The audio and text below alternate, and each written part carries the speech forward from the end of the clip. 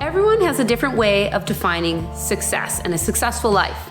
But for some, if you have $1 million in liquid assets in your investment account, they would say you've reached a certain level of success. Many of our clients, of course, have reached this level. That's why they deal with us, and we've helped them get there. But what if you're just starting out? You have $0. Maybe you're a student, you just graduated from university, got a young family, you just purchased a house. How do you get from zero, point A, to $1 million, point B? What can you do, and how long is it going to take you to get there? I'm going to show you. I'm Anna Hilberry. Please like and subscribe to my YouTube channel.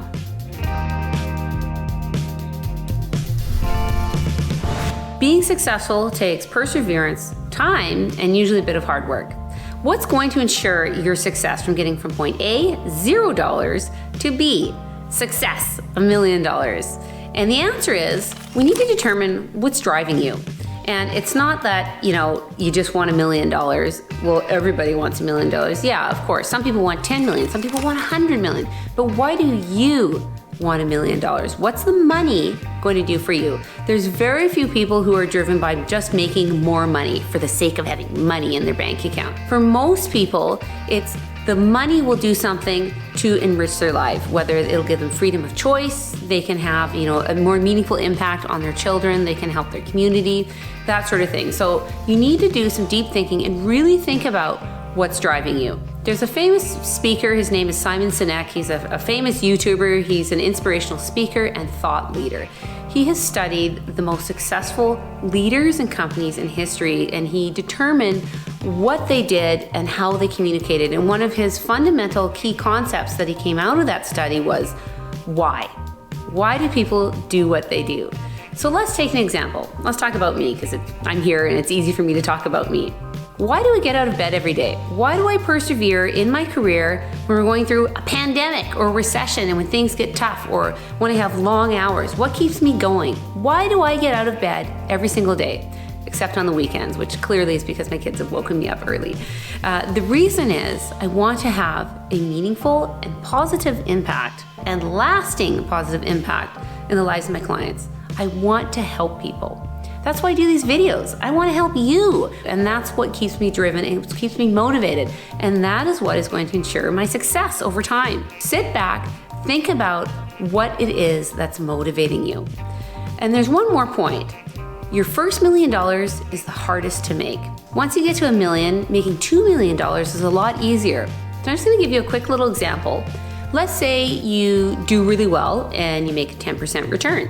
Pretty decent return, right? If you have $100,000, 10% on $100,000 is $10,000. That helps you get towards $1 million, but not very much.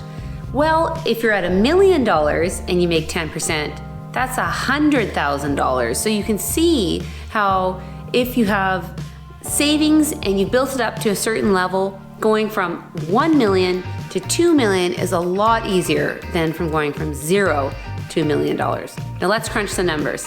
Hang in there. I think there's a solution here for just about everybody, just about everybody's budget.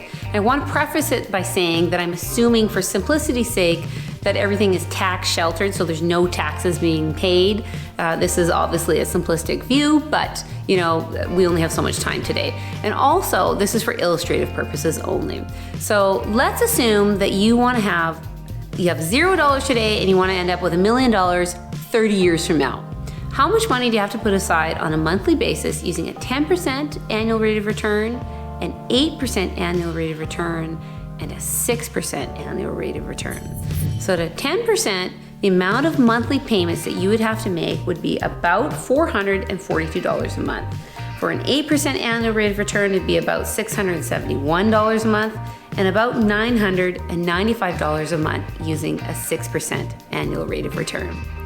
Well, 30 years might be a little bit long. Maybe you have a little bit more money that you can put aside. So what if we do it in 20 years?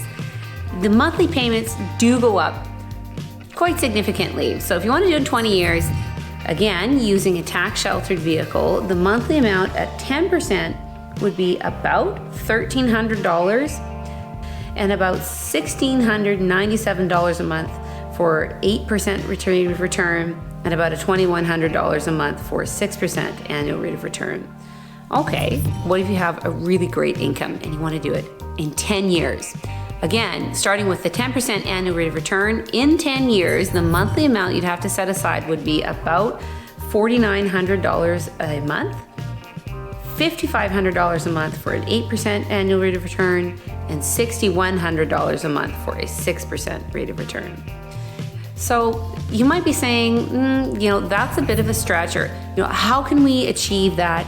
How do I make that work within my budget? And the answer is, I had talked previously in one of my previous videos about upgrading your skill set. It might be a really good time to look at that. It might also be a good time to review your budget. For the 30-year time frame, I feel like most people could probably, come up with a way to come up with that amount of money on a monthly basis. If you could take on like one or extra shift a month, maybe that might add that extra couple $100 that you need to achieve it. Most of our clients, they didn't do the big monthly payments. A lot of them started out small. Like I said in one of my videos, I started out with $600 a month and I just kept doing it again and again and again. And I have a very sizable investment account today. Now, remember when I said that the first $1 million was the hardest to achieve? Let's show you how that works. So once you've made the $1 million, let's assume you're done. You don't want to put any more money in your investment account. Well, at a 10% annual rate of return, you will achieve $2 million in investable assets in about 7 years, and an 8% annual rate of return, it'll take you about 9 years and about 11 and a half years at a 6% rate of return annually. So you can see how once you get to the first $1 million, it's a lot easier and a lot quicker to get to $2 million. I hope this has been helpful for you. I'm Anna Hilberry. Thank you for listening.